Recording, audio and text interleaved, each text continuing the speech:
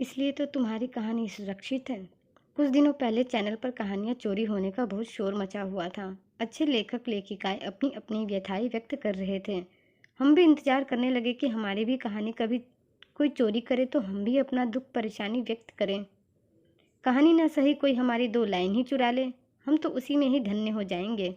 लेकिन चुराए तो सही, हमें भी अपना दुख प्रकट करने का एक मौका तो मिले। पर हाय रे मेरी फूटी किस्मत, काफ़ी लंबा इंतजार करने के बाद भी कोई चोरी नहीं हुई। तो मैं और भी दुखित हो गई। सुना है भगवान सबकी सुनते हैं, तो चले गए उनकी शरण में।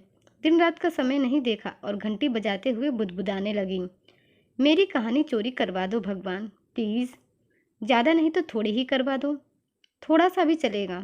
मेरी जासूसी करती सासू माँ ने जब मुझे घंटी बजाते हुए सुना तो पूछने लगी, क्या चोरी करवाने की बात करवा रही हो? मेरे बेटे का घर लुटवा दोगी क्या? हाय री मेरी किस्मत। सिर पर अपने दोनों हाथ धरकर बैठ गई सासू माँ। फिर जैसे तैसे मैंने उन्हें सांत्वना दी। अरे नहीं माँ जी, आजकल बहुत कहानियाँ चोरी हो रही हैं। क्या कहानियाँ भी कोई चुराने की चीज़ है? होती होगी, लेकिन मेरी तो कोई नहीं चुराता। मेरी भी कहानी कोई चुराए, इसी की तो भगवान से प्रार्थना कर रही हूँ। मैंने रोनी सुनत बनाकर कहा तो सासू माँ को सुअवसर मिल गया। वह बोली, कभी चोर को पत्थर चुराते देखा है? नहीं तो।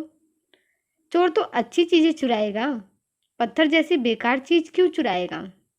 मैंने तुरंत जवाब दिया तो वो हंसते हुए बोली, वही तो, तुम्हारी कहानी अच्छी नहीं है, चुराने वाला अच्छी कहानी ही चोरी करता है।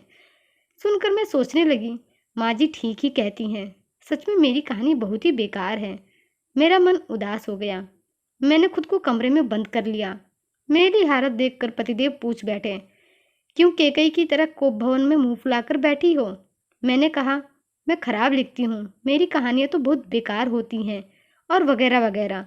मेरी बात सुनकर पतिदेव हंसने लगे। बोले, तुम्हारी कहानी अच्छी नहीं है तभी तो तुम्हारे पास सुरक्षित है और तुम शांति से बैठी हो, नहीं तो तुम भी अभी परेशान होती। बोलो सही कह रहा हूँ ना मैं? हाँ, ये तो कभी मैंने सोचा ही नहीं। अब मेरे सिर से चोरी का भूत उतर गया और मैं अपनी कहानियों को देखने लगी। अब ये मुझे बहुत अच्छी लगने लगी। मैं सोचने लगी, जैसी भी है मेरी है और मेरे पास सुरक्षित है।